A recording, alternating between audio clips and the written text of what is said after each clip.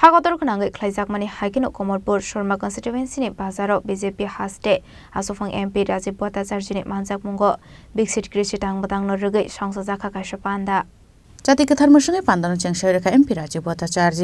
আসালে পান্দাও এমপি রাজীব ভট্টাচার্য না কারিব মানজাকা এগ্রিকালচার ডিপার্টমেন্টের deputy director Kamal Reang Dhalai district agriculture standing committee নি আজক ভাং দীপ্তি রাকশিদ দলাই ডিস্ট্রিক্ট জেলা vice president Anandi Sarkar deputy director of agriculture Tapan Kaloy agriculture senior scientist doctor Abhijit Debnath MLA Swapna Das Pal আকর্ষণ মোদীজি সরকার এবং তার রাজ্যে আমাদের মাননীয় মুখ্যমন্ত্রীর নেতৃত্বের সরকার কেন আমরা কৃষকদের কাছে যাচ্ছি কৃষকরা কি কি সুবিধা পেয়েছে এবং আগামী দিন কি কি সুবিধা রয়েছে নতুন নতুন কি টেকনোলজি রয়েছে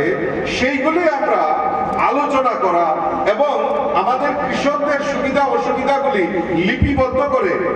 তা নিয়ে বিশ্লেষণ করে আমাদের কৃষকদের আয়কে দ্বিগুণ করার জন্য আমাদের এই অনুষ্ঠান সর্বভারতীয় ক্ষেত্রে আমাদের মোদীজি সেটাকে নির্ধারণ করেছে কৃষকদের আয় দ্বিগুণ করা আমরা যদি জানি আপনারা জেনে খুশি হবেন যে আমাদের এই ভারতবর্ষের অর্থনৈতিক বুনিয়াদ আমাদের চতুর্থ স্থানে পৌঁছে গেছে মোদীজির নেতৃত্বে এবং আমাদের এই প্রধানমন্ত্রী নরেন্দ্র মোদীজি দেশের প্রধানমন্ত্রী হওয়ার পর বিভিন্ন পরিকল্পনা গ্রহণ করেছেন কি কি পরিকল্পনা সমাজের প্রত্যেকটা অংশের মানুষের জন্য চাহে গরিব হোক শ্রমিক হোক মহিলা হোক যুবক হোক কৃষক হোক সরকারি কর্মচারী হোক প্রত্যেকের জন্য কিছু না কিছু পরিকল্পনা আমাদের মোদী সরকার নিয়েছে